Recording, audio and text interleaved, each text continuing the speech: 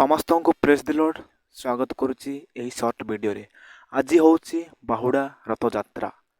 ଜଣେ ଖ୍ରୀଷ୍ଟ ବିଶ୍ୱାସୀ ରଥଯାତ୍ରା ଯାଇପାରିବ କି ନାହିଁ?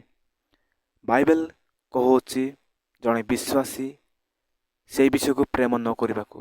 ଆସନ୍ତୁ ଆମେ ପଢ଼ିବା ପ୍ରଥମ ଯୋହନ 2 ଅଧ୍ୟାୟ ତାର 15 ପଦ।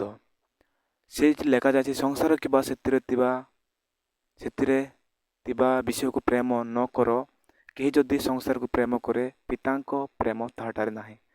ପ୍ରିୟ ଭାଇ ଭଉଣୀମାନେ, ଯଦି ଆପଣମାନେ ସଂସାର ବିଷୟ ଫଲୋ କରୁଛନ୍ତି, ଯେକୌଣସି ଦେଖିବାକୁ ଯାଉଛନ୍ତି, ତାହେଲେ ସଂସାରିକ ବିଷୟରେ ବାଇବେଲରେ କୁହାଯାଉଛି ଯେ ସେ ବିଷୟକୁ ପ୍ରେମ ନ କର। ଯଦି ଆପଣମାନେ ଦେଖିବାକୁ ଯାଉଛନ୍ତି, ତାହେଲେ ନିଶ୍ଚୟ ଆପଣମାନେ ପ୍ରେମ କରୁଛନ୍ତି। ଭିଡ଼ିଓ କେମିତି ଲାଗିଲା ଆଜିର ରଥଯାତ୍ରାରେ ଏହି ସର୍ଟ ଭିଡ଼ିଓ?